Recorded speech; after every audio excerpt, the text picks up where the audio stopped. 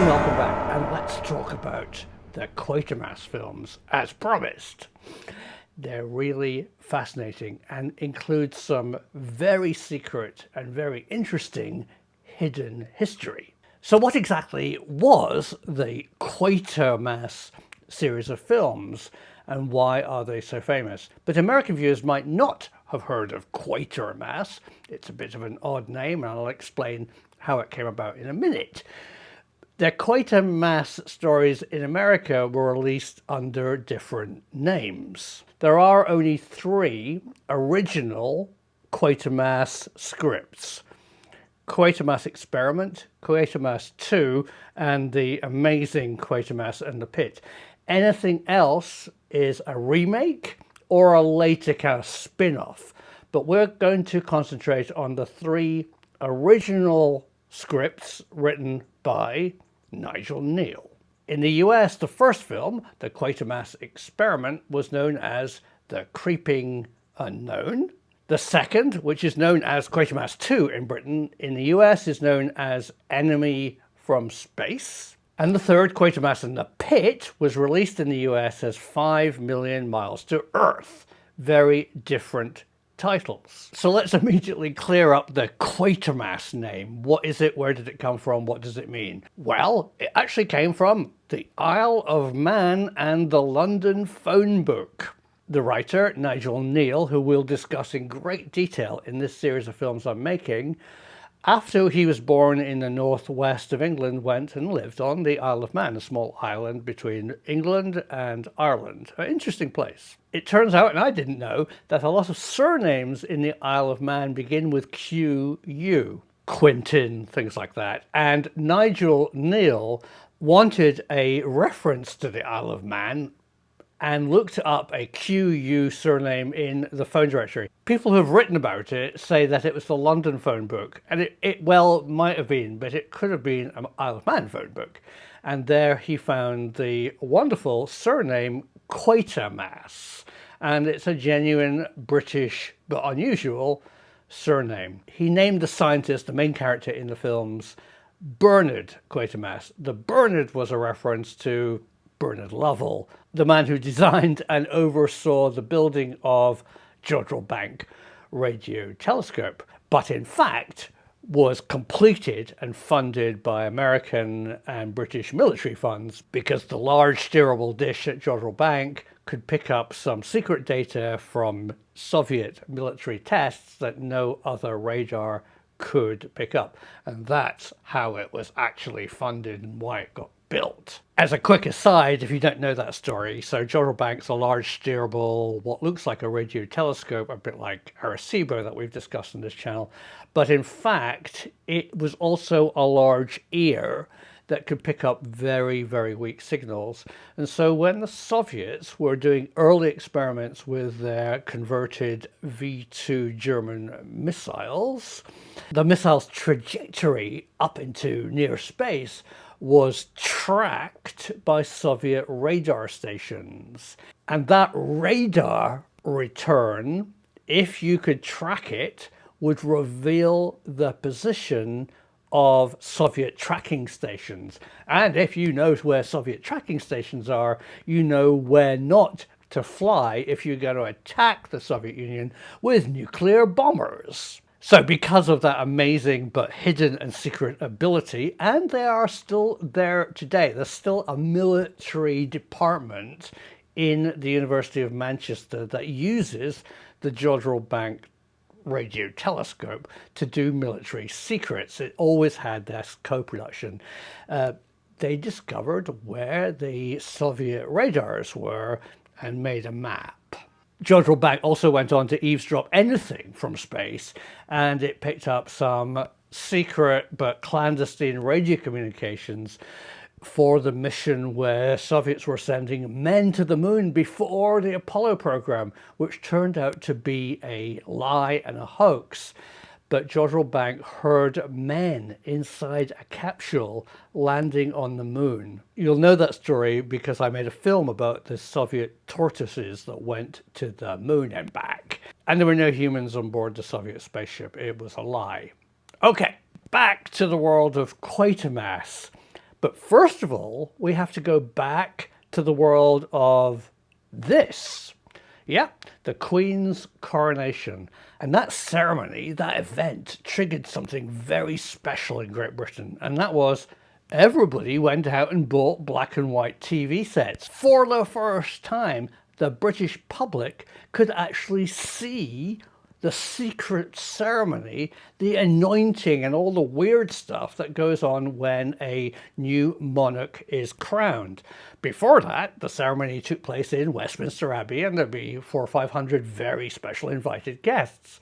But they decided to televise it. It was a major row at the time of what they would actually show, because one or two things of a coronation is actually really weird stuff, and they weren't sure how it was going to go down with the British public, and whether they actually changed the 1952 ceremony to make it slightly easier to palate, I don't know. But everybody watched it. People who had a TV had neighbours who would come around, and during the ceremony, the entire British population who weren't invited to the Abbey could see Queen Elizabeth being crowned.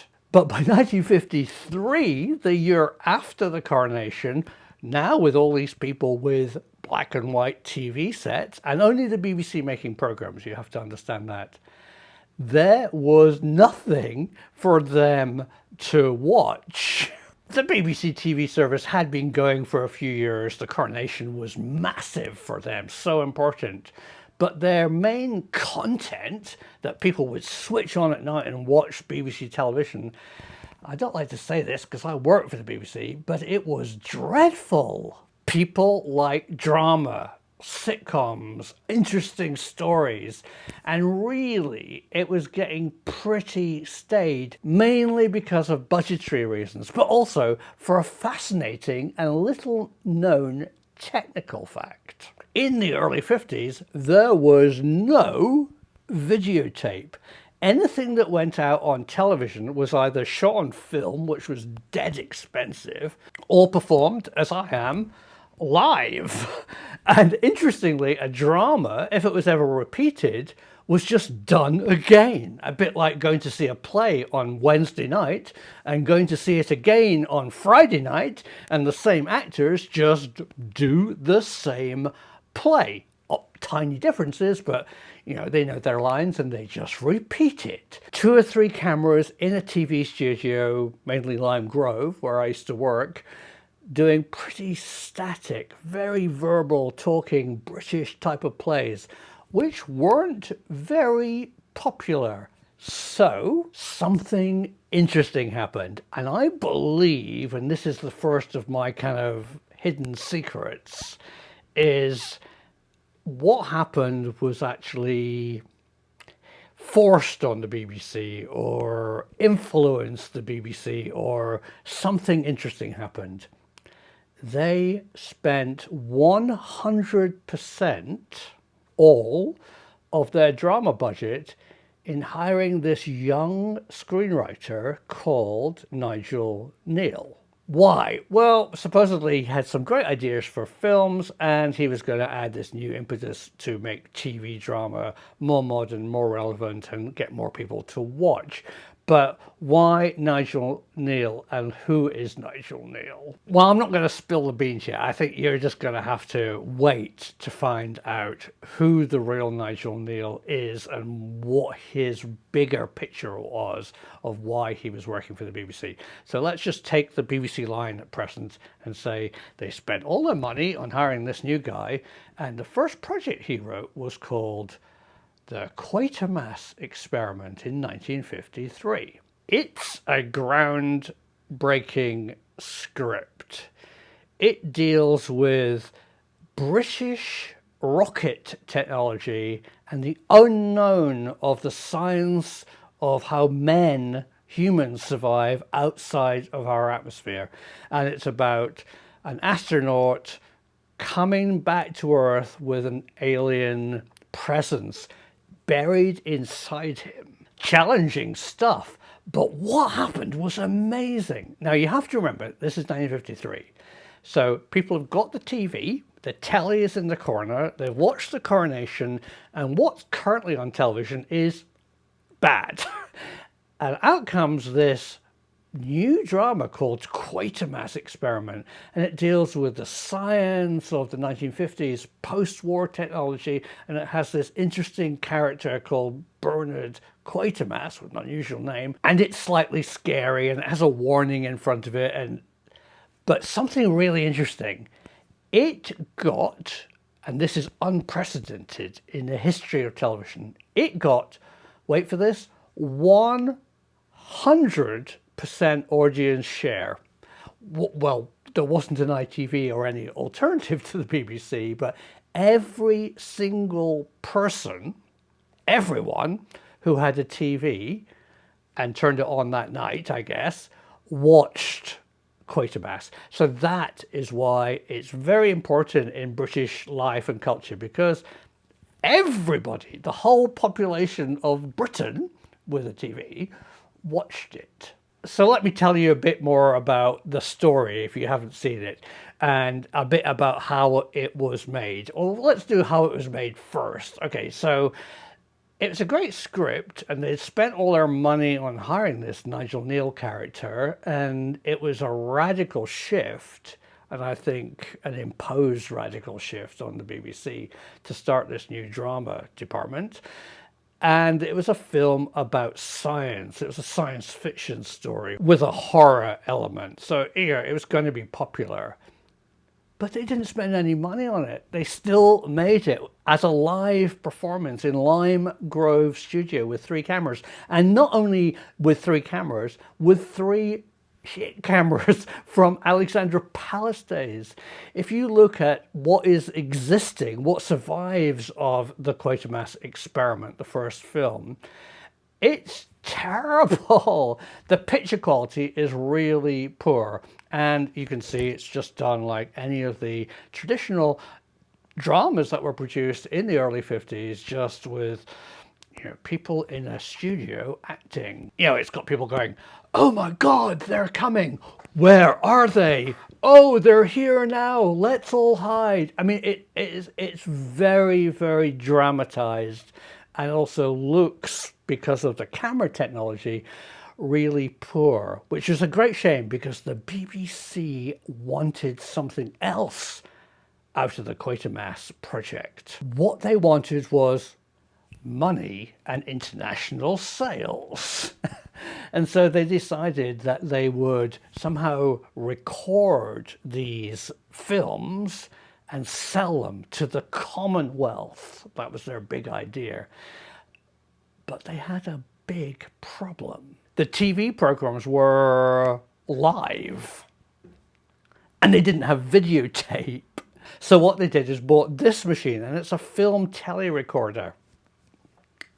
It films on film, 16mm film, a live picture of a television set. So there's a camera pointing at the TV, and it films what the actors were doing live on TV. So when they started acting at 8 o'clock on a Sunday evening, which is when it went out, they just filmed the TV output as the same as the British audience saw, and then they hope to sell that film version to their international clients to make some money.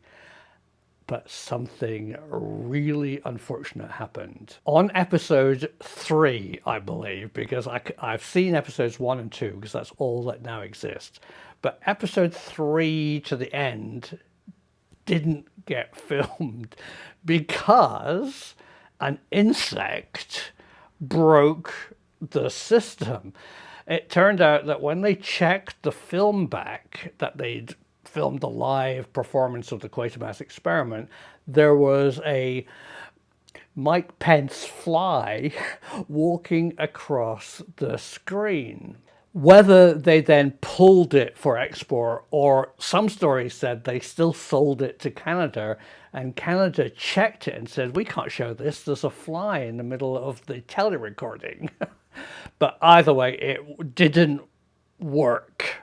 So let's actually go over the script of the Quatermass Experiment and talk a bit about how films are actually written and some of the hidden secrets contained in this first film. So Nigel Neal, brilliant writer, manages to write what I call subplots, subtext, underlying strengths in the script, which are referred to and hinted at, but aren't the center of the story.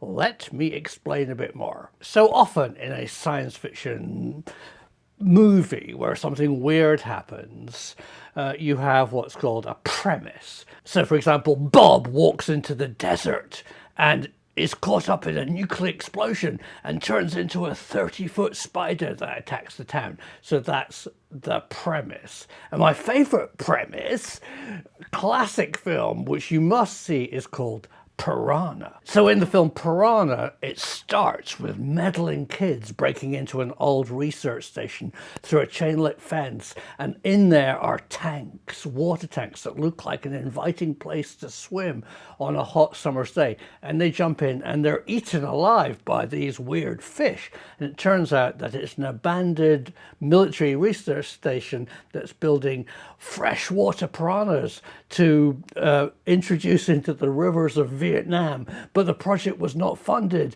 and it was just abandoned, and these mutated piranhas are then let out by the surviving kids when they open a sluice gate, and the piranhas go into the river system of a holiday resort in the US.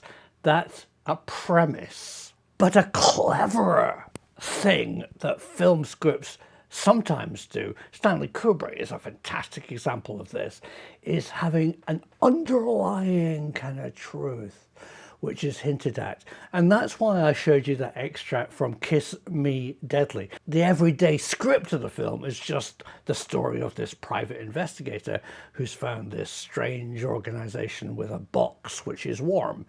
But the subtext, the underlying horror, which is hardly mentioned but just hinted at, is the stuff in the box is some kind of radioactive nightmare.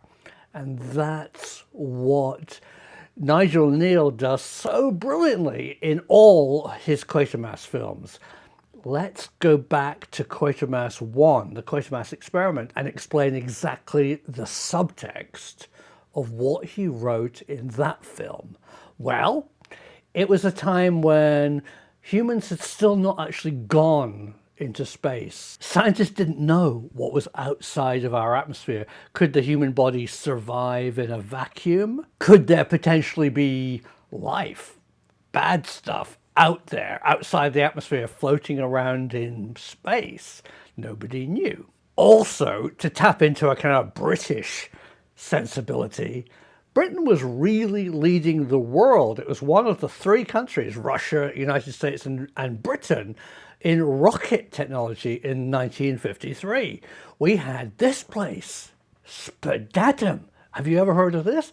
It's the British Rocket Centre. And we also had Woomera Range in Australia.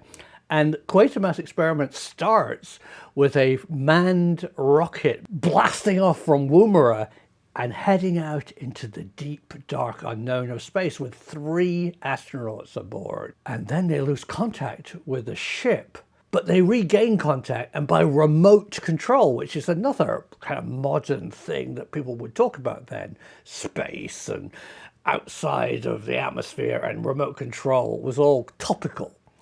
They land the spaceship in Wimbledon Common, which is great. I just like that it lands in Wimbledon Common, only to discover that there's only 1 astronaut left on board. The other 2 have disappeared. The surviving astronaut is very ill, very cold, has a low pulse and a low breathing rate, and this is such a great script device, is now only speaking in German. Why did he write that in? I just love, he speaks now in, he mumbles, and you can hear that he's speaking German. Ooh. Well, of course, the rockets were based on German V2 technology, so maybe there was some kind of Nazi thing up in space. Anyway, it all adds to the whole story. He goes to hospital and they can't really diagnose him. He seems to be turning into a vegetable. his arm is getting weird and scaly, and there's a great scene where he stares at a cactus and then smashes it as if somehow the cactus is part of his body, and he just gets worse and worse and worse. Eventually he breaks out of hospital, leaving parts of his body all over the place, which if you touch kills you, so he's like a kind of alien creature, and tries to get help at a local pharmacy or chemist, and the chemist tries to help him, but he exposes his arm now, which is now turned into a cactus, and he kills the chemist. All the time Quatermass is trying to find an answer, a scientific answer to what has happened, and they discovered that the spaceship has got weird material in it, a white powder, which is some alien life force, and the other two astronauts have dissolved. Eventually the bogus among us, the classic script of humans, the great danger is inside all of us. I mean, it's very much the kind of Invasion of the Body Snatchers, 1953 British style. Brilliant script. The creature, the man creature, turns into this amorphous plant and walks through central London, and kills things, whatever he touches. And he has this scene on an island in maybe the Serpentine where all the plants die, and he absorbs the plant DNA and he grows to this tremendous size. And then the final scene of the film takes place in Westminster Abbey. How clever, because remember, Westminster Abbey was the reason that their now 100% audience share have black and white TVs, because of the coronation that took place there the year before, in 1952. So the creature is now hanging on the side of Westminster Abbey, and eventually they electrocute it and it dies.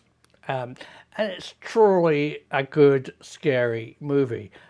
But you only saw it if you were watching the telly in 1953, because sadly no record exists of the original broadcast. They managed to tele-record the first 2 episodes, and I'll put a link below and you can watch them, because it's pretty hokey. It was still done in the live acting TV studio with very poor quality cameras, and the film tele-recording just didn't work because of the fly that crawled over the screen. And that's it. It doesn't exist. So Nigel Kneale continued working for the BBC and worked on various other very good adaptations. He worked on a 1984 film, which is supposedly classic, but again, I've never seen. And then we scroll on until 1955, where Quatermass 2, his second film, is made. Right, cut! Let's stop it there and break up what I'm going to say about Quatermass into a number of parts of films. So today, that was part 1, the Quatermass Experiment. And part 2 is going to be when Nigel Kneale really ups the ante and starts discussing things about British society which stray into real secret territory of British society. So, stay tuned, Happy New Year, and see you on the other side. The truth is out there.